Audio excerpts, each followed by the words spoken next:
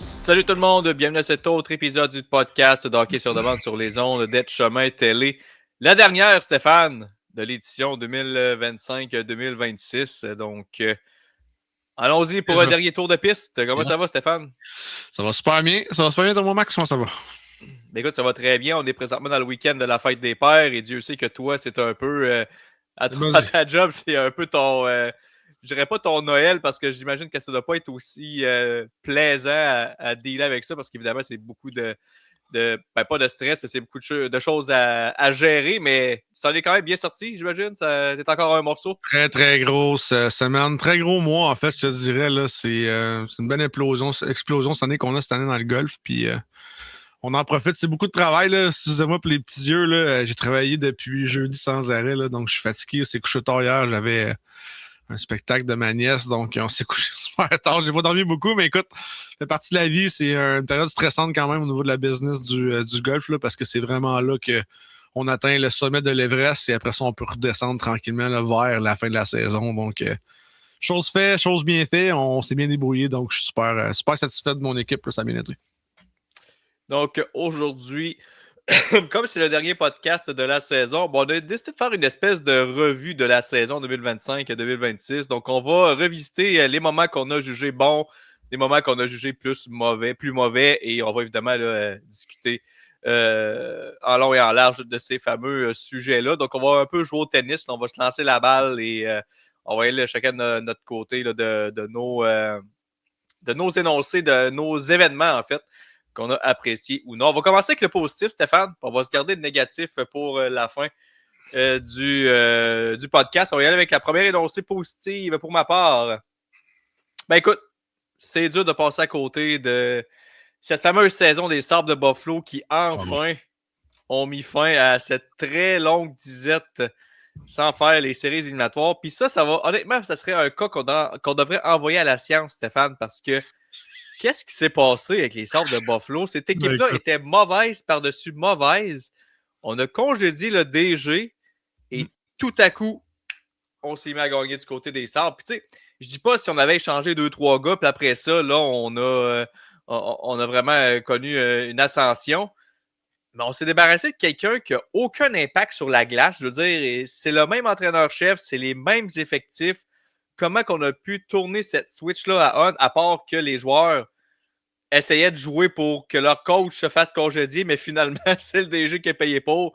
Puis là, ils ont vu ça, en fait, bon, ben, on n'aura pas la tête de Lindy Ruff, fait qu'on doit aussi pas jouer comme du monde, puis finalement, c'est ça qu'on a fait jusqu'à la fin. Je sais pas, c'est quoi, c'est l'énoncé comme ça que je lance, mais je trouve ça juste bizarre à quel point que cette équipe-là a viré bout pour bout avec un congédiement d'une personne qui n'a aucun impact sur les stratégies, aucun impact sur les effectifs sur la glace en tant que tel. Mais bon, tant mieux pour les Sabres. Non seulement ils ont réussi une très belle saison, ils ont terminé au premier rang de la division Atlantique, ils ont réussi à même passer la première ronde en battant les Blues de Boston. Et malheureusement pour eux, bien, les Canadiens ont décidé que le trajet allait s'arrêter en deuxième ronde, mais quand même, toute une progression du côté des Sabres, puis ça annonce bien pour la suite des choses.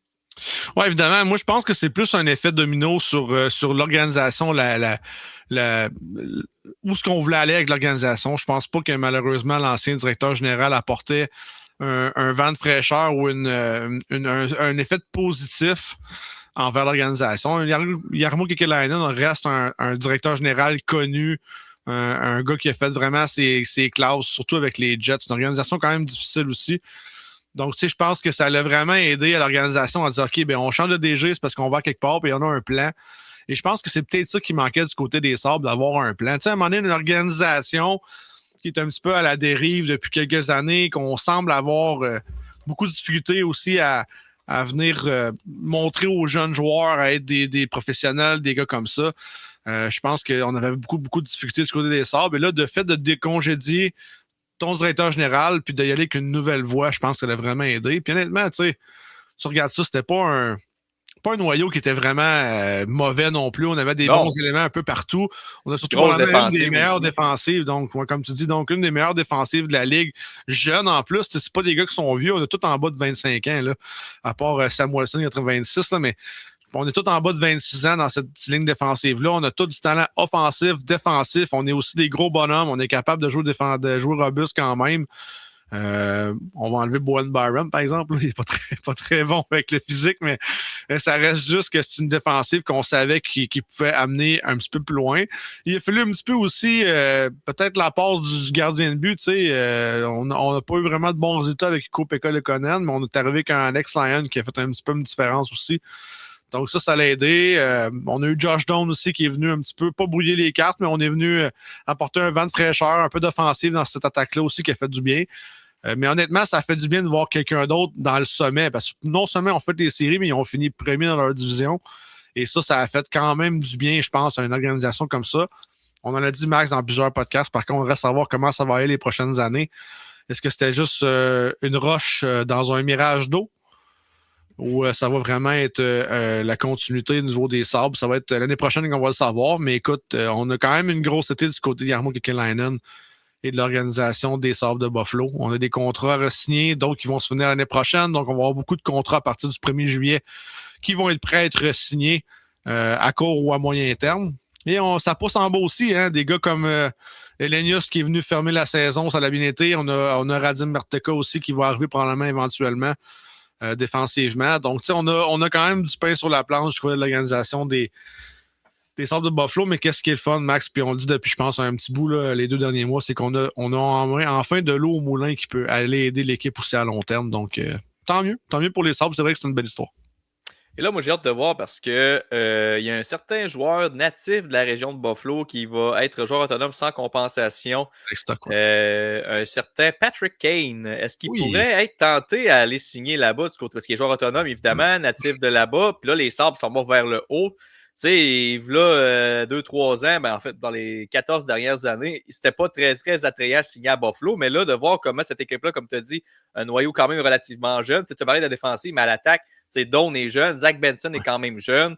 Il y a Coolidge qui va arriver, Elenius il va arriver. Fait que ça commence à être quand même. Même Norris n'est pas si vieux que ça. Jack Quinn n'est pas vieux non plus. Fait qu'un petit vétéran comme Patrick Kane là, pour terminer sa carrière là, avec les Sabres qui s'en va vers le haut. Honnêtement, je ne serais pas surpris. Je pense que ça serait une destination très plausible là, pour l'ancienne vedette des Blackhawks de Chicago. Est-ce qu'il va revenir peut-être à Détroit? On ne le sait pas.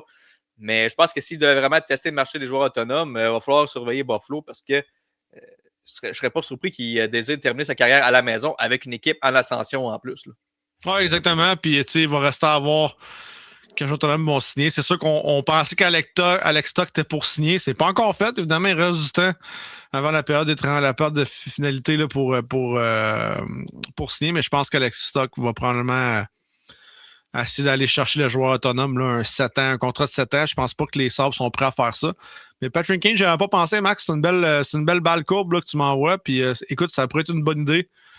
On va espérer que ça peut fonctionner. Malgré que Patrick Kane reste à avoir quand même des mains excellents à aider les Red Wings dans les dernières années. Ça pourrait être une destination de fun pour finir sa carrière, effectivement. Écoute, je t'envoie le service tel un Roger Federer. Je t'envoie ça direct sur la ligne et tu me renvoies ça avec quel énoncé que toi, en fait, quel événement ou quelle histoire que tu as apprécié là, cette année dans le monde du hockey. Ça peut être en dehors de la LNH aussi, là, juste pour préciser. Ouais, moi, j'y étais vraiment avec une division, puis je pense qu'on a été choyé cette année avec 2 divisions sur 4, mais je vais vraiment y aller avec la centrale. Je pense que la division centrale nous a apporté un petit peu en début de saison, surtout dans un autre place dans la nationale. On avait des matchs de fou. L'Avalanche a parti ça en feu en début de saison avec presque 3 défaites dans les 25 premiers matchs. Et après ça, on a vu une éclosion envers des équipes qu'on pensait pas voir. Le Wild est arrivé avec une grosse échange avec Hughes. Mais j'ai vraiment aimé cette division-là. J'ai aimé le fait qu'on avait vraiment 3 grosses équipes qui s'en venaient. Et on a eu l'émergence du Utah, là, le fameux Mammoth du Utah, qui est arrivé, eux autres, là, d'une façon super le fun. André Tourigny, je suis content pour lui. Oui, je m'en allais là, justement. Finalement, le contrat d'André Tourigny se terminait, mais le Mammoth a décidé de renouveler son contrat. Donc, tant mieux pour l'entraîneur québécois. Ouais. Tant mieux. Puis, tu sais, c'est une organisation que leur noyau est là pour très longtemps. Là. À part peut-être Clayton Keller qui est à re-signer l'année prochaine. Pour le reste, on est là pour vraiment longtemps. Là. Donc, ça va être une organisation qui va être bonne dans les prochaines années. Avec une brigade défensive qui va se rajeunir probablement dans les prochaines années. avec les nouveaux qui vont arriver là, de la Ligue américaine, mais faut pas oublier qu'il y a du talent dans cette équipe-là d'organisation qui s'en vient. Caleb Denoyer était repêché là, faut pas l'oublier. Donc, c'est un joueur qu'on va suivre un petit peu plus au Québec. Mais je pense que l'organisation... Maverick Lamoureux aussi qui devrait cogner à la porte. Là. Effectivement, lui qui a joué l'année passée un petit peu, mais qui devrait jouer effectivement cette année. D'ailleurs, je devrais le voir dans pas long retontir au Golf Town pour s'acheter des bâtons que ses chums. Il vient à chaque année. Donc, effectivement, c'est un bon point aussi dans Max. Mais je pense qu'on a le droit vraiment à un trio très, très performant du côté de la centrale. Puis j'aurais pu mettre la division du Canadien, évidemment, Atlantique a été bonne aussi, mais je pense qu'on a eu des bas et des hauts dans cette division-là. Évidemment, mes Red Wings étaient premiers un petit peu après Noël. Ils sont, on va dire en bon québécois, péter la gueule jusqu'à la fin. Mais c'est pour ça que tu voulais pas les mettre dans ton coup de cœur, c'est à cause de tes Red Wings. ça va être une négation dans les prochains sujets. Mais non, j'ai vraiment aimé ce qu'on a vu du côté de l'Ouest. Puis honnêtement, tu sais, avec la Pacifique et la fameuse métropolitaine qui étaient deux divisions vraiment plates, je pense que ça l'a redoré un petit peu la Ligue nationale. Puis écoute, ça a été un combat de titan dans les séries, dans les premières rondes. Mais reste que je pense que la centrale, c'est une belle histoire cette année. Mon côté, mon prochain coup de cœur là, de la saison 2025-2026, écoute, Macklin Celebrini, c'est toute une saison pour lui. Puis non seulement il a été la raison principale pour laquelle les Sharks ont été quand même relativement compétitifs là, tout au long de la saison, mais c'est dans n'importe quelle sphère. Aux Jeux olympiques, il a été excellent aussi. En saison régulière, il a été excellent aussi. Je pense qu'il vient vraiment de mettre son nom sur la map, comme on peut dire en bon québécois. Tu sais, on n'était pas sûr si c'était pour être un joueur là, générationnel, un joueur élite, une superstar et tout ça. Écoute, on parlait de Connor Bedard qui était vraiment le prochain, là, mais finalement, c'est Macklin Celebrini. Là, il va rentrer dans la catégorie des Crosby, des McDavid de ce monde, des McKinnon. Écoute, il y a même pas 20 ans ou il y a à peine 20 ans. Puis il y a déjà une saison de 100 points derrière la cravate. Il y a déjà un beau tournoi olympique derrière la cravate aussi. Fait que ça fait juste commencer. Puis en plus, pas les Red Wings, mais les Sharks vont être meilleurs de saison en saison parce qu'il y a d'autres joueurs qui poussent. Il y a d'autres espoirs qui s'en viennent aussi. Ils ont eu le deuxième choix au total également du dernier repêchage 2026 parce qu'évidemment, au moment où vous allez écouter le podcast, le repêchage est passé, mais nous, on l'avait juste avant, puis on ne sait pas qui ont choisi. Mais bref, il y a un autre espoir de qualité qui s'ajoute à la formation, en plus des Michael Misa, des Will Smith et compagnie. Donc, cette équipe-là s'en va aussi vers le haut. Et écoute, rendu un Macklin Celebrini à 24-25 ans, j'ai hâte de voir qu'est-ce que ça va donner. Je pense que ça va être du très, très gros hockey. Puis j'ai hâte de voir si on va peut-être se rapprocher à des chiffres de McDavid ou peut-être un petit peu plus bas. Ouais. Mais écoute, c'est une étoile est née du côté de San Jose. Puis elle va être là pour très longtemps et c'est une très bonne nouvelle pour les partisans là-bas. Oui, puis ça fait une belle transition avec le noyau qu'il y avait. Logan Couture, malheureusement, a été blessé dans les dernières années. C'était quand même leur pierre angulaire dans les dernières années. Mais là, on rentre vraiment du nouveau sang. Malgré qu'on a une défensive à retravailler du côté des Sharks, là, évidemment, on a parlé dans l'autre podcast, Max, moi, c'était mon MVP, peu importe s'il fait les séries ou non. Je pense je comprends pourquoi qu'il l'est pas, mais moi, ça aurait été mon MVP 100 000 $. Ce que j'aime de cette organisation-là, c'est qu'on va vraiment entourer ce jeune-là, je pense, comme du monde. On va aller chercher des joueurs, des éléments, des jeunes joueurs et des vétérans dans les prochaines années. Je pense que Mike Greer fait vraiment un bon travail. Il y a beaucoup de choix au repêchage, a vraiment stocké ce qu'il avait besoin de stocker dans les dernières années. Et là, on va vraiment se lancer vers l'avant du côté des Stars San Jose. Pas oublier, une organisation qui n'a jamais gagné la Coupe Stanley, qui a passé proche tellement longtemps avec les Thornton de ce monde et tout. Mais là, je pense qu'on est dans une bonne main avec Macklin Celebrini. Puis moi, je vais mettre...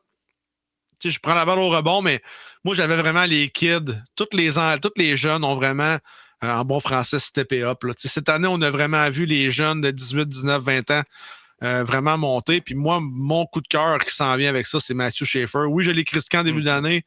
Oui, j'ai dit que c'était un petit peu normal qu'il était tout seul sur son île, mais il fallait qu'il le fasse. Puis mon abonnant, faut absolument que tu fasses ce qu'il fait pour faire la différence. Et on ne peut pas dire que Matthew Schaefer ne fait pas la différence. Avec une organisation qui n'a jamais eu de couleur, une organisation qui a toujours été un peu plate.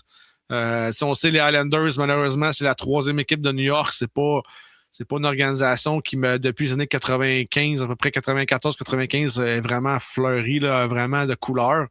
Évidemment, il y a eu la rocambolesque fin de Patrick Roy en fin d'année qui n'a pas aidé. Mais je pense qu'on a appris à connaître une organisation qui va peut-être à court terme être sur le chemin de la victoire avec Mathieu Darche. Mais je pense qu'on a des croûtes à manger du côté de l'organisation. Il va falloir vraiment remédier à des contrats intéressants, mais d'avoir un gars comme Matthew Schaefer, puis toi, c'était McLean Celebrini, je pense qu'on a vraiment les deux prochaines grosses têtes de la Ligue nationale sont là, sans déplaire à tous les autres bons joueurs, tous les autres bons qui s'en viennent. Les Lennart de ce monde, puis à Montréal, a une coupe, mais je pense que Matthew Schaefer puis Celebrini, pour moi, c'est deux entités complètement différentes. Ça va être deux leaders dans les prochains Olympiques, ça va être deux leaders dans les prochaines Coupes du Monde, ça va être deux leaders dans les prochaines Coupes Stanley ou les prochaines équipes qui vont vouloir aller pour la Coupe Stanley. Et d'avoir des gars comme ça dans la Ligue nationale qui sont tellement jeunes, 18 ans pour Schaefer, 20 ans pour McLean Celebrini, pour moi, ça apporte juste du bon. Ça veut dire qu'on va avoir un autre bon 10-15 ans max à regarder le hockey avec des joueurs vedettes comme ça qui vont se greffer avec déjà les joueurs vedettes qu'on a. Donc, ça embellit le projet, ça embellit aussi le hockey, puis tant mieux. Puis pour moi, tu avais raison. Mon autre sujet, c'est vraiment les jeunes qui sont venus chercher vraiment un autre ascendant dans la Ligue nationale, puis c'est le fun à voir. Oui, puis on a parlé aussi, on a qu'à parler de Ivan Demidov, son travail avec le Canadien, Beckett Seneca aussi avec les Ducks d'Anaheim qui a eu un impact. C'est Leo Carlson, même si c'est pas une recrue, c'est quand même un jeune qui a été très bon. Color Gauthier aussi. En fait, les Ducks en tant que tels, les jeunes chez les Ducks sont vraiment bien faits. Mais non, c'est le fun de voir des jeunes qui prennent leur place quand même rapidement. Tu sais, avant, c'était bon, on commence la première saison, on s'en va sur la troisième ligne. Après ça, on monte ça à 2, on monte ça à 1. On n'a pas d'avantage numérique tout de suite, là, on faut le mériter. Mais là, ces jeunes-là arrivent puis défoncent les portes avec les pentures qui viennent avec pour s'installer. Puis ils s'installent derrière le volant, puis c'est eux qui mènent. Puis c'est tant mieux parce que, écoute, c'est des années tellement importantes, les années recrues du côté des jeunes joueurs, parce que c'est des petits contrats à 900 000 qui ont un impact important sur la masse salariale. Ça permet aux équipes d'ajouter d'autres éléments à travers ça. Parce qu'après ça, quand ils signent leur gros contrat, ben, ils ne peuvent pas s'handicaper un peu plus leur formation. Fait que, tu sais, quand tu peux avoir des bonnes premières années déjà en partant, ben, ça donne un bon coup de pouce, évidemment, là, aux équipes. Sinon, ben, écoute, mon prochain sujet, ça rejoint un petit peu ce qu'on est en train de parler. Un peu, et c'est la reconstruction qui commence à porter fruit pour certains clubs. Puis, tu sais, je parle le Canadien, je m'attendais à une progression cette année, mais je ne m'attendais pas à ce qu'ils aient une saison de 100 points puis qu'ils se rendent en finale de l'Est. Là, honnêtement, là, c'est toute une progression. Puis, tu sais, on en parlait, je ne sais plus si c'est avec Ketchup Télé ou si c'était dans notre podcast habituel. Puis, tu sais, j'avais dit un peu l'envers de la médaille. Je disais, bon, les équipes dans la finale de la Coupe Stanley, présentement, c'était les Hurricanes puis les Golden Knights, deux équipes qui n'ont pas vraiment eu à faire des reconstructions. On a plus été avec des transactions puis on échange nos actifs pour s'améliorer. Ben là, ça, c'est l'autre côté de la médaille. T'sais, le Canadien, la reconstruction commence à porter ses fruits. T'sais, on a Demidov qui est arrivé cette année pour une première saison complète. Slav qui a connu une progression. Hudson qui est toujours aussi incroyable à la ligne bleue. Mais les Flyers aussi, que personne n'a vu venir cette année. Puis leur reconstruction n'est pas non plus terminée parce qu'écoute, il y a bien des joueurs qu'on ne voit même pas encore avec l'équipe actuellement, qui ont été repêchés dans le passé. Tu sais, je parle des Jet Tuchenko, je parle des Jack Nesbitt, je parle des Oliver Bunk de ce monde, qui sont tous sur le bord de faire l'équipe, mais on les a pas. Oliver Bunk, je pense qu'on l'a vu un petit peu vers la fin, mais il y a quand même plein de joueurs là, qui ne sont pas arrivés encore avec l'équipe. On connaît déjà du succès. Et là, on est allé faire une transaction aussi pour aller chercher Joseph Wall. Est-ce que c'est un peu la réponse devant le filet? J'ai hâte de voir, mais le gars est tout le temps blessé. Mais quand il n'est pas blessé, il est très bon. Ouais. Mais le problème, c'est ça, c'est qu'il est tout le temps blessé. Donc, j'ai hâte de voir. Mais tu sais, je pourrais ajouter les Sharks aussi, même si ils n'ont pas fait les séries. Comme j'ai dit, ils ont été quand même compétitifs pour une bonne partie de la saison. Les Ducks, cette année, qu'on a vu vraiment un gros step de leur part. Oui, il y a des transactions qui ont aidé, des signatures aussi, mais tu sais, Leo Carlson a été très bon. Beckett Seneca, c'est un choix qu'ils ont repêché, a été très bon aussi. Jackson Lacombe aussi a été très bon. C'est un gars qu'ils ont repêché également. Donc, on commence à Lucas Dostal, qui est leur gardien numéro 1. C'est un gardien qu'ils ont repêché aussi. Donc, tu sais, eux aussi, ça commence à fonctionner. Fait que oui, ça ne fonctionne pas tout le temps, la reconstruction des cas où on s'est planté plus souvent qu'autrement. Mais on commence à voir que cette fameuse stratégie-là pour bâtir une équipe, ça peut fonctionner. Puis on a quand même eu quelques bons exemples là, que je viens de mentionner.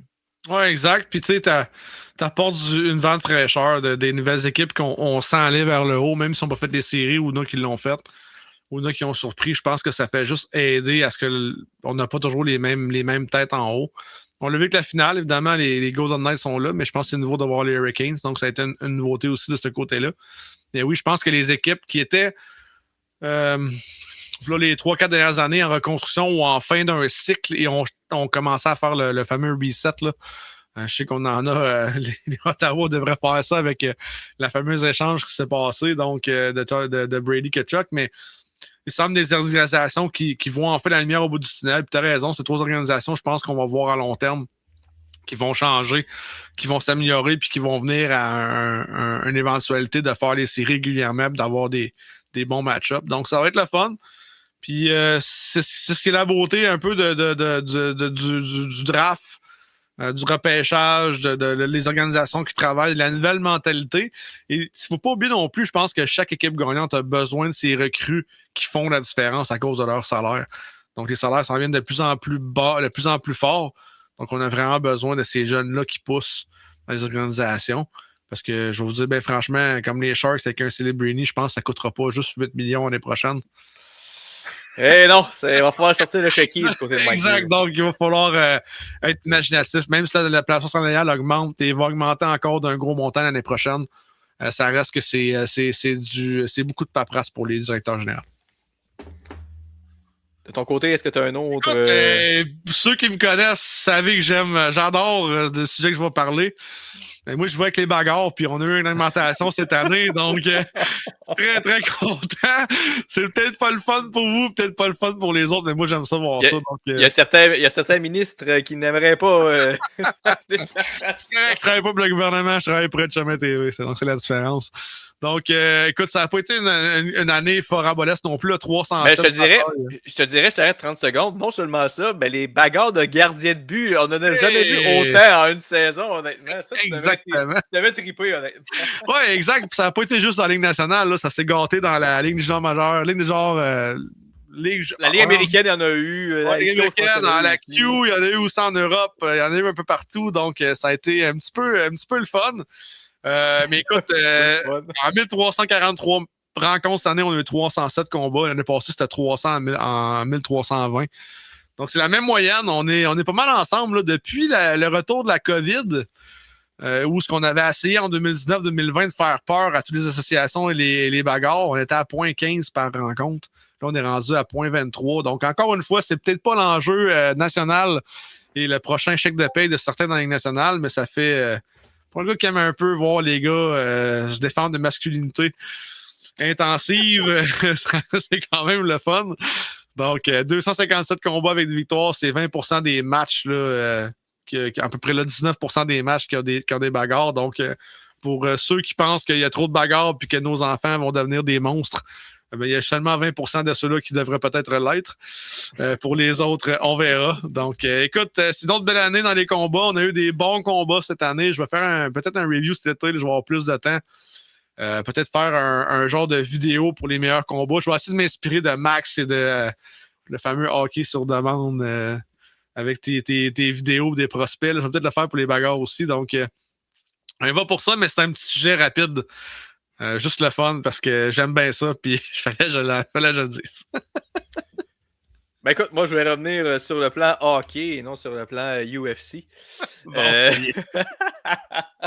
Écoute, on parlait d'un Québécois qui a connu sa meilleure saison en carrière et qu'on le voyait pas tant venir parce que sa trajectoire de carrière semblait indiquer que on n'allait peut-être pas avoir de si bonne saison que ça de sa part. Mais Anthony Mantha, écoute, qui a connu une explosion du côté des Penguins de Pittsburgh. 33 buts, 31 passes, 64 points en 81 matchs. C'est sa première saison de 30 buts en carrière. C'est sa première saison de 60 points en carrière. Seule affaire qui me tanne un petit peu, c'est qu'il connaît cette saison-là puis il va tester de marcher les joueurs autonomes. J'aurais aimé ça qu'il reste à Pittsburgh parce qu'il semblait avoir trouvé justement sa niche sur un deuxième trio avec Malkin, qui a d'ailleurs re-signé lui aussi avec les Pingouins. Donc, on aurait pu poursuivre cette chimie-là. Et là, ma crainte avec lui, c'est qu'il y a une équipe qui va l'embaucher, puis finalement, il va se retrouver avec une saison de 40 points comme il fait à l'habitude. 30-40 points, parce que le match, le fit ne sera pas nécessairement là. C'est pas ça que je lui souhaite, mais j'aurais vraiment aimé ça qu'il reste à Pittsburgh parce qu'il semble avoir vraiment trouvé sa niche là. Mais bon, la bonne nouvelle pour lui, c'est qu'il devrait quand même empocher un contrat intéressant. Je pense pas qu'il va faire sauter la banque parce qu'évidemment, c'est seulement une grosse saison qu'il a eue, mais je pense qu'il peut quand même compter sur une augmentation de salaire dans son cas. Et j'ai hâte de voir quelle équipe qui va lui offrir sa chance là, à ce niveau-là. Écoute, de source sûre, je peux te dire qu'il aurait aimé ça rester là-bas. L'organisation ne voulait juste pas. Donc, ça, c'est une autre affaire. Mais je pense qu'Anthony a fait ce qu'il avait à faire. Quand je l'ai vu l'année passée, il était en train de se réhabiliter de sa blessure. Puis je me rappelle, on avait juste dit bonne saison, espérant qu'il soit en santé. Et c'est quelque chose qui est arrivé. 81 matchs cette année avec les Pingouins. Une surprise aussi dans l'Est, hein, les Pingouins qui font les séries. On s'attendait vraiment pas à ça. Mais je pense qu'Anthony a un succès quand même intégral avec les Pingouins, ce qui a permis à cette équipe-là de se rendre en série. Je vous souhaite bonne chance. Va tester le marché. C'est un gars quand même qui a des bonnes valeurs, donc j'ai hâte de voir. Je vous souhaite vraiment la meilleure des chances. Je pense que c'est un gars qui travaille fort, qui a compris un peu le message en retard. Je pense que c'est un gars qui est peut-être arrivé un petit peu trop vite dans la Ligue nationale, n'a pas connu les meilleures années au début. Mais là, il a vraiment les idées à la bonne place. Puis je souhaite juste que du bon succès pour lui. Là. C'est vraiment un chic type. Il te restait-tu d'autres points positifs? Ben, ça dépend si tu vois ça positivement ou négativement. Pour moi, c'est l'implosion des livres des Leafs. Donc, c'est sûr que moi, je vois ça positif, mais non, en même temps, il va y avoir Gavin McKenna, fait que finalement, c'est... Exactement. Donc, c'est le karma qui va frapper. C'est l'implosion des Leafs cette année. On peut le voir autant positif ou je peux faire la passe, là, le dégagement vers le négatif. Mais je pense que... Ben, juste avant que tu ailles là, je veux juste une petite dernière mention positive. Rapidement, Zach Werenski avec les Blue Jackets. Là, je pense que, écoute, il a été élu trophée pour le défenseur de l'année. Puis je suis content parce que, en fait, c'est pas juste les points qu'on a pris en considération, mais on a pris l'ensemble de l'œuvre. Puis, écoute, les Blue Jackets, c'est pas l'équipe la plus sexy, la plus facile pour un défenseur à récolter des points. Mais lui, il l'a fait.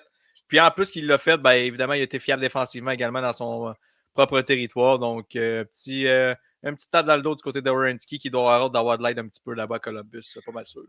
Ouais, puis tu sais, c'est pas qu'on a eu tous ses succès en avantage numérique non plus. C'est ça qui est intéressant. 75 matchs, il a été blessé 7 matchs. Il a manqué 7 matchs, mais 81 points plus 7 avec une équipe qui a vraiment pas eu l'année facile. On sait comment c'est difficile avec les Blue Jackets. On semble jamais avoir la fameuse recette qui fait lever le pain, là. Donc, c'est un peu dommage cette organisation-là, mais effectivement, je suis content qu'on ait vraiment pris, je pense, le meilleur défenseur de l'année.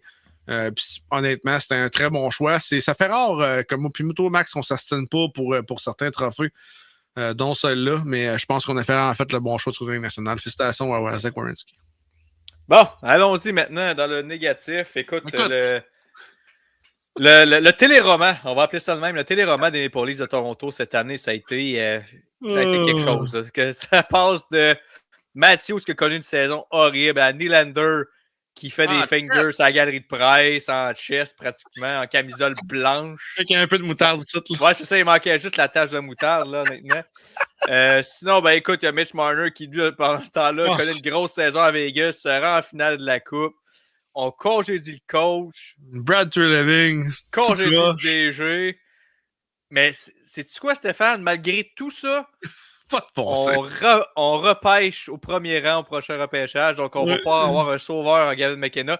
Et on a conclu une grosse transaction avec les Lightning de Tampa Bay pour amener Darren Radish qui a récolté 70 points avec le Lightning. Donc, quand même une bonne acquisition à la ligne bleue, malgré le gros contrat qu'il a signé par la suite à 8,5 millions pour les 8 prochaines années. Mais n'empêche que je pense qu'on avait besoin de 109 de qualité du côté de la ligne bleue des Leafs. C'est ça pourrait en être un. Évidemment, c'est une grosse saison qu'il a connue, donc j'ai hâte de voir s'il va être capable de répéter ça. Mais comme je te disais avant qu'on commence l'émission, il se retrouve dans une situation où il va quand même probablement être sur le premier avantage numérique avec Matthews, Nylander, Tavares, Matthew Nice.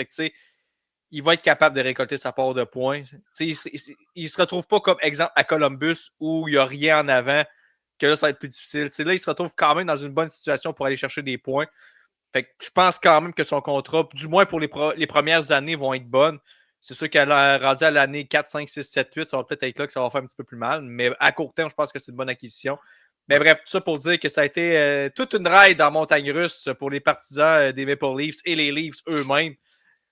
J'ai hâte de voir qu'est-ce que ça va donner saison prochaine parce que oh là là que ça sera pas facile. C'est une organisation qui se fait critiquer, on le sait, là, le Canadien de Montréal, c'est ça, mais Toronto, c'est pareil, là, puis même encore pire, il y a plus de réseaux anglophones que de réseaux francophones. Donc, écoute, je suis content que tu n'aies pas mis Max Domi sur le powerplay parce qu'ils l'ont fait jouer à fin d'année. Donc, je suis quand même content que tu n'aies pas mis Max Domi sur le powerplay. Mais écoute, honnêtement, là on parle en gain de cause. Brady Tkachuk a été échangé aux Panthers de la Floride. pour des choix de repêchage. J'ai l'impression que ça va être la même chose avec Austin Matthews. J'ai l'impression qu'on prépare l'après. Et là, on a vraiment de l'aide avec le premier choix de repêchage de cette année, qui devrait être Gavin McKenna. Donc, je pense que les Leafs sont chanceux dans leur mauvaise chance. Dans leur bad luck, peut-être, là, on peut le dire comme ça. Donc, on a connu une saison exécrable. Une nomination de John Shaka qui a vraiment pas fait de l'unité. On n'était vraiment pas chanceux. L'entraîneur, même chose. On fait rentrer un entraîneur qui n'a pas fonctionné non plus ailleurs, dont avec les Kings. Et là, on va aller chercher un entraîneur comme ça. Donc, tu sais, même encore aujourd'hui, tout ce que l'organisation va chercher, c'est pas encore vraiment droite et on regarde pas le futur de très bon. Et moi, je pense vraiment que l'opération, la fameuse opération séduction Austin Matthews ne se fera pas. Matthews va probablement signer avec une équipe américaine l'année prochaine ou va être échangé l'année prochaine. Mais ça reste que je pense qu'on prépare l'avenir du côté des Leafs. Puis tu regardes ça dans la division du Canadien présentement, là, on va avoir les Sénateurs, malheureusement, avec l'échange de Brady, qui vont faire un reset, comme tu aimes le dire, mon Max. Là, on va resetter ça un peu à gauche et à droite. Et là, les Leafs, on s'en va vraiment vers la croisée des chemins. Qu'est-ce qu'on fait? Est-ce qu'on fait le même move qu'on fait avec certains ont fait avec leurs joueurs étoiles ou on y va avec un gros contrat, puis on le signe, puis on y va à la guerre avec ça? Encore une fois, je pense peut-être pas qu'ils ont la profondeur à l'attaque pour le faire, mais un Darren Radish, qu'on le veuille ou pas, moi je trouve que c'est cher payé, là, 7 ans à 8,5, mais c'est le marché. Imaginez, il va faire le même salaire que Lane Hudson. Donc j'espère pour lui qu'il va être aussi bon parce qu'il va se le faire dire, surtout à Toronto. Mais ça reste que tu as raison. On va vraiment aller chercher la place de Morgan Riley qui malheureusement ralenti, ne fait pas le travail. Et là, j'ai hâte de voir le fameux intéressé. Est-ce que Morgan Riley sera la prochaine histoire savon de cette organisation l'année prochaine? Est-ce qu'il va chialer? Est-ce qu'il va faire la baboune? Donc, j'ai hâte de le voir. C'est pas chose faite. Et du coup, on a... Mais apparemment que du côté de Riley, de ce que j'ai lu, c'est qu'il a refusé de lever sa clause de non-échange. Donc, lui, il veut rester à Toronto. Donc, je pense pas qu'il va chialer tant que ça. Puis, ça n'a pas l'air d'être le gars le plus vocal, le plus tannant, entre guillemets. Je pense qu'il est conscient qu'il est peut-être plus ce qu'il était dans le temps. Mais non, écoute, moi je pense que la prochaine histoire savoir de Toronto, c'est Austin Matthews et de loin. Ah, ben oui. Qu'est-ce qui va se passer avec lui? Là, son contrat achève. Est-ce qu'il va partir? Puis ça mène, si tu as fini avec ce côté-là, ça va mener à un des sujets que j'avais noté. Puis ça englobe aussi cette fameuse transaction-là que tu as parlé de Brady Tkachuk qui s'en va vers les Panthers de la Floride. Et moi, c'est un coup de pied à ce niveau-là, c'est l'exode des joueurs américains de la LNH vers les États-Unis. Oui. Il y en a de plus en plus. Écoute, les frères Tkachuk, les deux sont partis d'une équipe canadienne pour s'en aller aux États-Unis. Matthew Tkachuk, évidemment, est parti des Flames vers les Panthers. Brady est allé le rejoindre, lui qui est parti des Sens vers les Panthers aussi. Mais tu sais, Jacob Trouba, ça a été la même chose. Il a quitté Winnipeg pour s'en aller du côté de New York. Puis tu sais, j'aime pas évoquer ce nom-là parce que tu sais, ça serait un peu... pas immoral, mais tu sais, je veux dire, Johnny Gaudreau, malheureusement, il a fait ça aussi. Au lieu de rester avec les Flames, a voulu tester le marché des joueurs autonomes pour s'en aller aux États-Unis du côté des Blue Jackets. Connor Lebock voudrait quitter aussi, ça a l'air les Jets de Winnipeg, et ça sera sûrement pas pour aller jouer avec les Oilers d'Edmonton ou aller jouer avec les Canucks de Vancouver. Il va sûrement s'en aller aux États-Unis aussi. Je trouve ça juste dommage. Puis tu sais, j'ai vu un tweet. Puis non seulement ça, en plus, ils veulent s'en aller aux États-Unis, mais ils veulent tous s'en aller à la même place. Vegas, Floride, c'est tout le temps les deux destinations les plus prisées, honnêtement. Puis j'ai vu quelqu'un tweeter que est-ce que c'est le début des super teams, comme on voit dans la NBA, que genre les joueurs vedettes veulent se réunir aux mêmes places pour essayer de gagner un championnat ensemble. Est-ce qu'on est en train d'assister au début de ça? Parce que les Panthers, là, ça ressemble à ça. Là. Tout le monde s'en va là. Tout le monde signe à rabais là. Puis là, les Panthers passent d'une équipe qui repêchait top 10 cette année. Mais là, évidemment, avec le choix qu'ils ont échangé pour Tkachuk, là, ils n'ont pas repêché. Mais ils étaient quand même dans les 10 pires équipes. Puis l'année prochaine, écoute, pourraient finir facilement premier de la division puis se rendre en finale de la Coupe. Là. C'est carrément ça. Là. 100%. Puis c'est des places, malheureusement, que les salaires sont pas moins importantes, mais c'est vraiment une place ils s'en font moins enlever. Donc, malheureusement, il ne faut pas oublier, le Canada est un petit peu dans la dérive au niveau du gouvernemental. Ça l'aide pas, les taxes, les affaires comme ça. Donc, l'Alberta sont chanceux. On a encore un petit répit. Mais évidemment, ça va être de plus en plus difficile pour le Canada si on ne change pas de cap. Évidemment, avec d'autres facteurs, mais ce facteur-là est quand même assez important aussi. Puis tu sais, j'oubliais aussi, je coupe juste 30 secondes, j'oubliais aussi Quinn Hughes, qui est parti des Canucks aussi, pour s'en aller du côté du Minnesota, qui est un autre joueur américain qui s'en va aux États-Unis. Tu sais, le point que je veux faire avec ça, c'est qu'on voit rarement l'inverse. Quand est-ce que tu as vu un joueur des États du Canada demander à être échangé puis qui veut absolument s'en aller au Canada? Ouais. Ça arrive jamais. Ça arrive jamais, ou presque. Tu sais, je veux dire, Philippe Danault, oui, il est parti des Kings, il est échangé aux Canadiens, mais je pense pas que demander lui-même aux Kings, échangez-moi absolument au Canada, je veux jouer. Tu sais, il y a peut-être Noah Dobson qui avait manifesté qu'il voulait jouer à Montréal. Il joue dans Orlando Junior. Mais tu sais, pour un Noah Dobson, ben, il y a toute la liste des Américains que je te nommé qui ont fait ça. Fait que ça arrive pas aussi souvent. Je trouve ça juste plate parce que ben, c'est des marchés canadiens qui écopent. Puis, tu sais, je comprends toutes les raisons pour lesquelles les joueurs veulent jouer aux États-Unis, / en Floride, ils perdent moins d'impôts. Écoute, il fait beau à l'année ou presque. Tu sais, je veux dire, t'as pas enduré le climat de Winnipeg qui fait moins 40 000 ressentis en plein hiver. Tu sais, je comprends tout ça. Je trouve ça juste plate que, tu sais, c'est les équipes canadiennes qui écopent. Puis, écoute, à chaque année, c'est tout le temps la même chose. Il y a tout le temps 1-2 équipes canadiennes qui font les séries. Puis, t'en as 3-4 qui sont pourris raides. Puis t'en as 1 ou 2 qui sont sur le bord, mais qui ratent les séries de peu vers la fin. Mais tu sais, on dirait que je vois pas une année où les 7 équipes canadiennes vont être en série en même temps. On dirait qu'il y en a tout le temps 3-4 qui vont être écopés, qui vont perdre des morceaux, puis qu'en bout de ligne, ne seront pas compétitifs. Là. Ouais, ça va être difficile, tu as raison. Puis tu parles de l'Exode. Il y a de plus en plus qui vont le faire, je pense, dans les prochaines années. Donc, est-ce que le Bug va le faire? Ça, c'est une autre affaire. On a senti des rumeurs de ce côté-là. On va le voir dans les joueurs ou dans les prochaines semaines, ce qui s'en vient aussi. Mais il y a eu DeBrincat, moi, qui est allé avec mes Red Wings. Ça a été un ou ça avec qui a fait la différence. Donc, tu sais, je pense que c'est malheureusement une réalité qu'il va falloir voir dans les prochaines années, Max, les prochains mois. On en parle déjà beaucoup depuis longtemps, nous deux, de cette fameuse exode-là, puis de la peur qu'on a de voir nos joueurs canadiens se diriger vers là-bas, puis aussi de la force des Américains avec leur programme à monter en haut puis nous faire peur. Mais de plus en plus dans la Ligue nationale, ça va faire un effet. Et c'est un bon point. Pour moi, je suis d'accord avec toi. C'est un côté négatif de voir que. Mais là, est-ce que ces joueurs-là, vedettes, vont pouvoir rester dans des équipes américaines, des équipes canadiennes?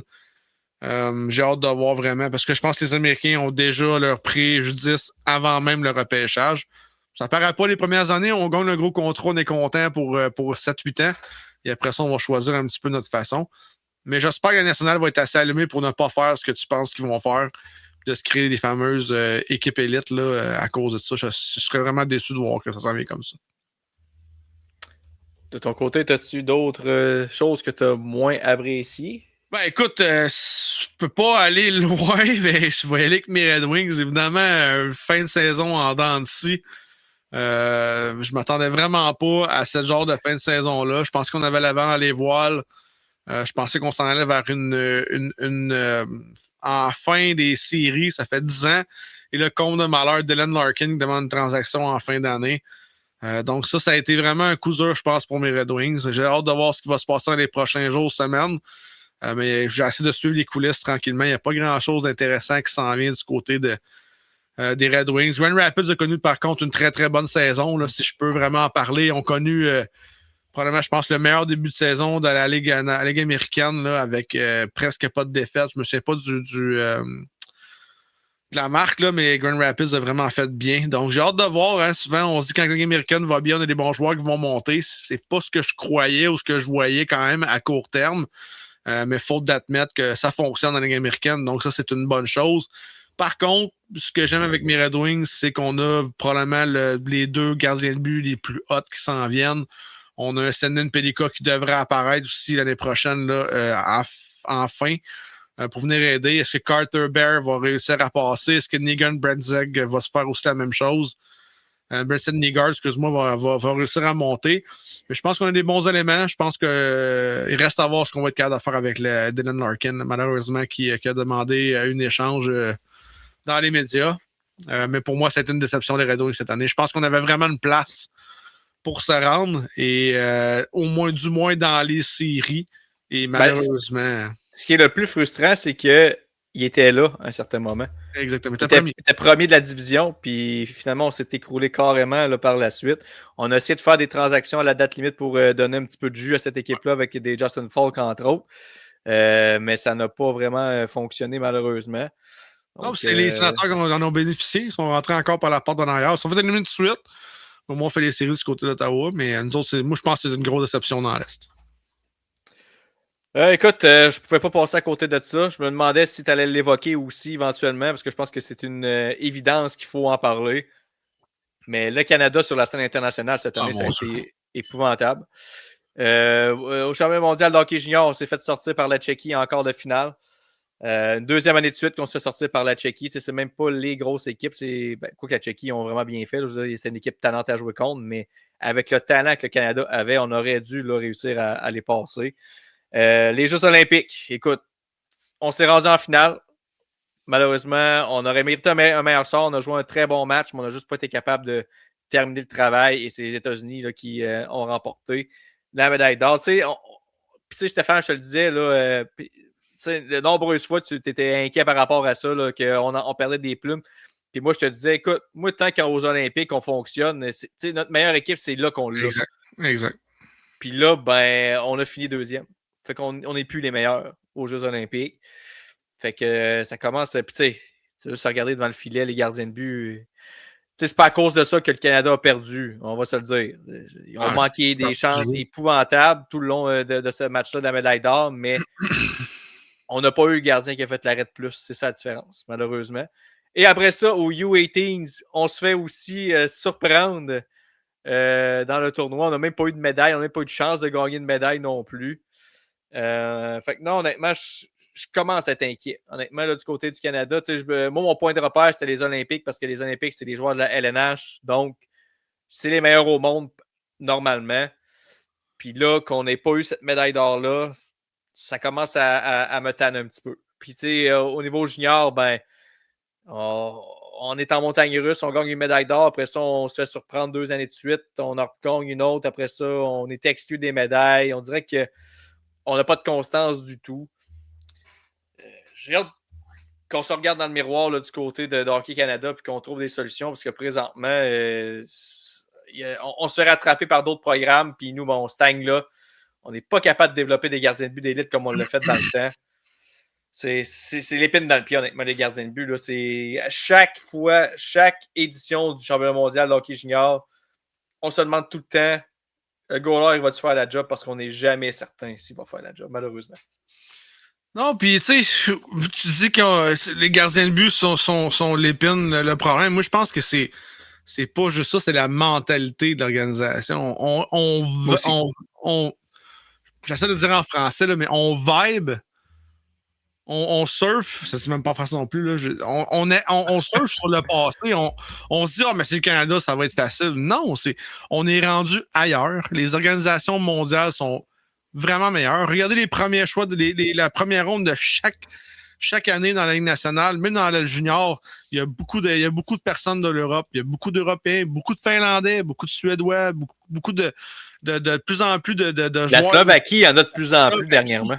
C'est pas des gros pays, là. C'est pas des places qui prennent le hockey comme on a eu pendant les 100, 150, peut-être même 200 dernières années.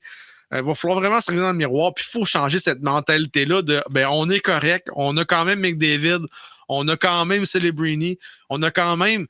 Écoutez, McKinnon, ces gars-là ne réussissent pas à gagner tout ça dans leur équipe. Comment vous voulez qu'ils gagnent contre les meilleurs joueurs de chaque nation? C'est fini le temps où se combattait la Bélarussie 24-0, là, puis qui arrêtait le match après 2 périodes parce que c'était rendu un massacre. Là, ça n'existera plus, ça. Les divisions mondiales ont fait appel à nos meilleurs Canadiens, ont fait appel à nos meilleurs Québécois pour aller entraîner ces gars-là vers l'extérieur. Pensez juste à Bob Hartley avec la Lettonie, qui a remis cette organisation-là, puis ce pays-là, qui avait rien vers de quoi de bon, puis à ce temps, ils gagnent des matchs importants. Ils sont difficiles à battre quand même. C'est pas une organisation facile à faire. Donc, je pense qu'il faut vraiment se regarder. Il va falloir un jour que le miroir, honnêtement, Max, soit aussi gros que notre ligne de division entre nous et les États-Unis pour qu'on se regarde dans le miroir. Je pense qu'on n'est pas capable, autant qu'être humain canadien, que dans le sport canadien, parce que là, le baseball, le basketball, ça va super bien, on émerge de partout. Au hockey, on semble être conservateur, on aime ce qu'on voit, on voit pas le problème. Puis le pire, c'est que si tu écoutes des podcasts, des émissions un peu partout, les entraîneurs qui sont dans la Ligue nationale, les entraîneurs juniors en parlent, qu'on est dans le problématique, puis qu'on a besoin de sport, il faut changer les choses, puis on n'hésite pas à vouloir le faire au niveau des têtes dirigeantes. Cette gangrène-là doit casser si on veut vraiment aller plus loin. Puis tu le disais, Max, depuis les 5 dernières années, moi, ça m'inquiétait. Puis tu me disais, non, c'est pas grave. Si on gagne les Olympiques, ça va bien aller. Si tout va bien, ça va bien aller. Puis encore une fois, on a de la misère à se rendre en finale et en finale, on perd. C'est pas seulement on se rend en finale, on pète tout le monde, puis là, on fait un peu comme le hockey féminin, américaine contre canadienne, puis là, ben, ça va bien. Même du côté des Canadiennes, ça commence à moins aller bien. Donc, pas juste seulement au hockey masculin, mais au hockey féminin aussi, c'est difficile. Donc, il va falloir vraiment du côté de la CHL, puis du côté des organisations, de qu'est-ce qui s'en vient, du scolaire qui devient de plus en plus important, qu'on trouve une méthode importante pour ramener cette éclosion-là qu'on avait, ou le hockey dans un autre niveau.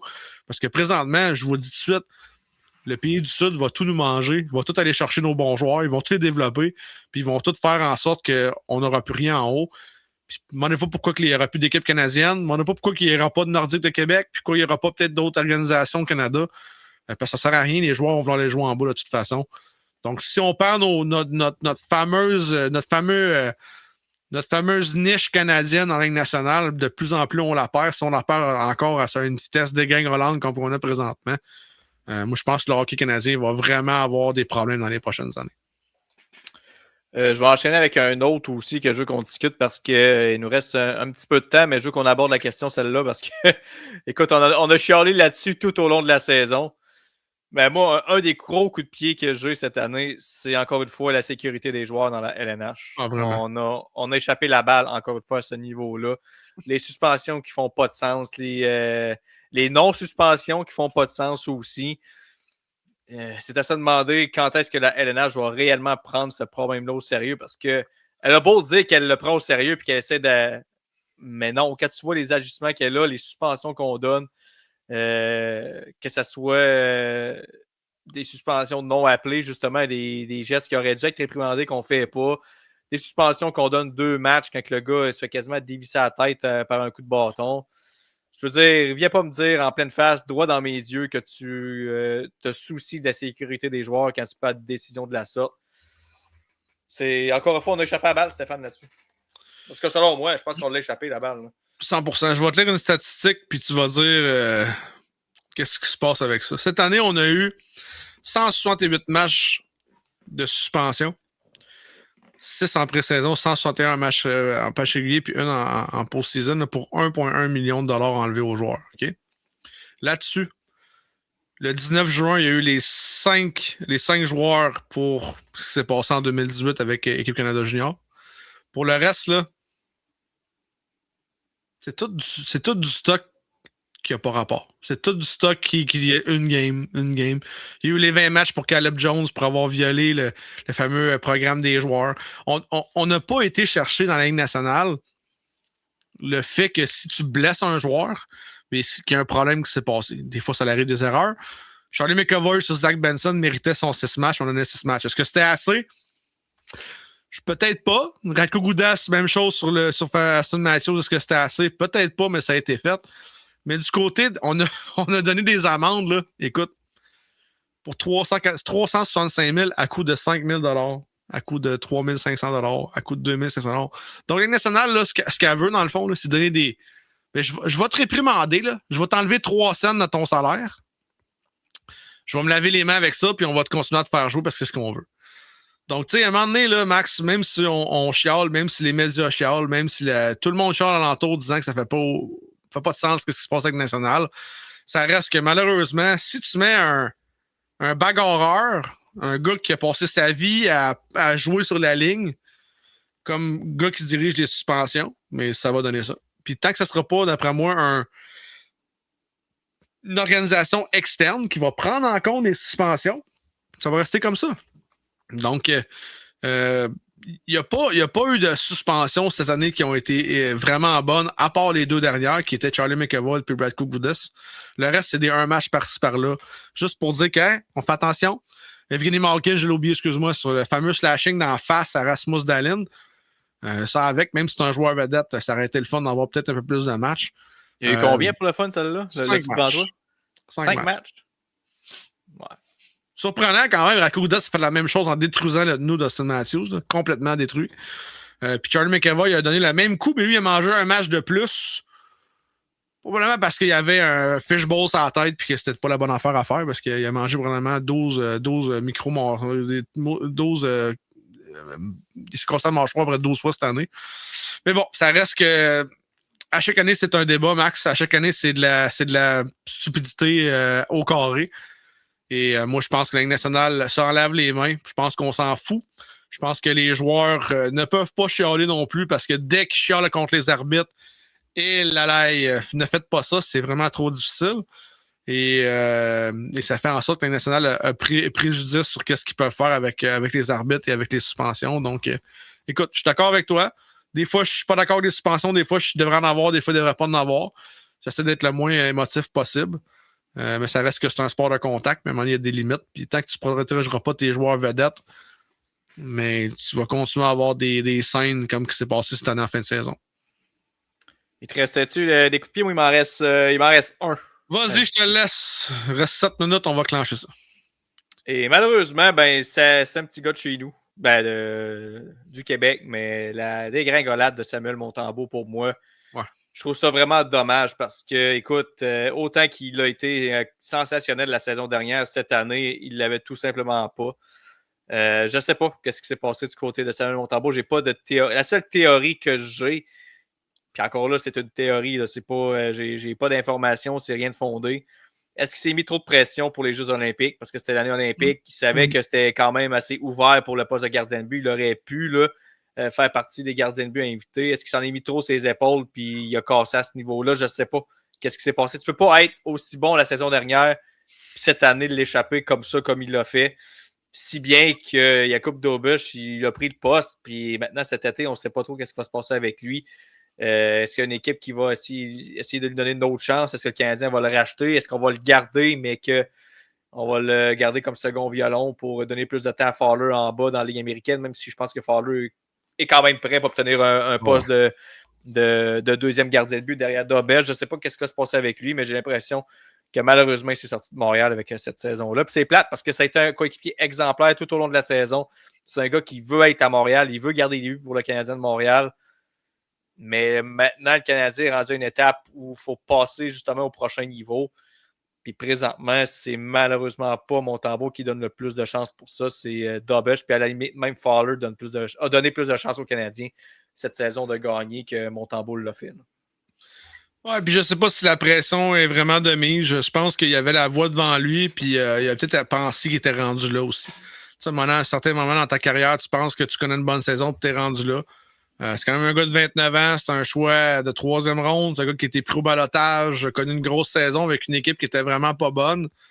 Et je sais pas si le fait que le Canadien a surpris un petit peu en début de saison, a réussi à s'accrocher une place en série là, jusqu'à autour de ce que Dobeš a commencé à dominer là, un petit peu avant Noël. Et on avait eu un regain de vie avec le nouvel entraîneur des gardiens de but. Après ça, on était en Ligue américaine, on a connu quand même 2 bons matchs. On est revenu avec un bon match, puis on s'est effondré. Puis on l'a jamais revu après. Là, son dernier match était le 6 mars. 5 buts sur 33 lancés. Ça a été un match difficile du côté de Samuel Montembeault. Puis ce que j'aime pas, c'est la façon que ça s'est fait. Moi, je pense que la confiance doit être difficile à aller rattraper pour un gardien de but. C'est pas facile non plus quand t'as pas beaucoup de passes en Ligue nationale, même si oui, il y a 2 gardiens de but, mais d'avoir un gardien numéro 2, c'est quand même une tâche assez importante à faire pour les équipes. Ça prend pas un gars qui va juste, comme dans le temps, gauler 3 matchs par saison. D'ailleurs, Martin Brodeur, là, ça n'existe plus des personnes comme ça. Donc, tu sais, ça prend quand même un apport incroyable, mais je pense encore que c'est un gars qui est extraordinaire pour le hockey. Pour une équipe, c'est un gars qui veut pas faire de vagues. C'est un bon coéquipier. On le voyait après les matchs, toujours content pour tout le monde. Je pense que c'est un gars qui est intègre. C'est un bon gars en tant que tel. J'aimerais vraiment ça qu'on lui redonne une nouvelle chance dans la Ligue nationale, mais je pense que ça va être difficile. Oui, il y a des éclosions qui se font plus tard. Dobeš en est une. À 25 ans, a commencé à côté d'une bonne saison, mais je pense que Sam Montembeault, malheureusement, c'est peut-être trop peu trop tard. peut-être avoir une chance comme deuxième gardien dans une équipe en reconstruction. Je lui souhaite vraiment. Mais malheureusement, moi, je pense que le parcours à Montréal est terminé. Là. Il n'a vraiment pas connu une bonne saison. Là. 10 victoires en 25 matchs. Il a connu, je pense, c'est quoi? Juste 5 ou 6 matchs en haut de 900. Le reste, c'est tout en bas du 880. Donc, ça a été vraiment difficile du côté de Sam Montembeault cette année. Puis, comme tu dis, on se l'explique peut-être pas. Ça a été fait comme ça. On a senti vraiment un joueur ébranlé là, dès le quatrième match de la saison. Là, ça avait vraiment mal débuté pour Sam Montembeault. Puis on s'est dit, tabarouette, qu'est-ce qui se passe? Puis ça a été shaky là, jusqu'à la fin. Écoute, il y a des rumeurs qu'il y a des équipes qui pourraient être intéressées à Montembeault. Je le souhaite que ça ne se termine pas par un rachat de contrat là, de son côté. Ouais. Autant que c'est difficile pour l'Ego de se faire racheter par ton équipe, mais autant pour le Canadien, ça serait mieux de passer son contrat et sa valeur au complet à une autre équipe plutôt que de racheter son contrat et qu'il y ait un impact sur la masse salariale. Mais bon, je serais surpris du côté du Canadien qu'on reste à 3 gardiens de but. Là, je pense que vraiment que les jours de Montembeault sont comptés. Mais bon, dossier à suivre, on verra bien là, qu'est-ce qui va se passer à ce niveau-là. On sait que le Canadien devrait avoir un été assez chargé. Et écoute, est-ce que ça va être un des dossiers qui va être réglé cet été? Ben écoute, on va suivre ça assidûment. Sinon, Steph, c'est là-dessus qu'on termine le podcast. Yes. Écoute, une grosse saison derrière la cravate encore une fois.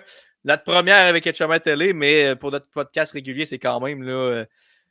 C'est quand même depuis 5-6 ans qu'on fait ça. Donc, c'est une autre saison de terminer. Saison à la cravate.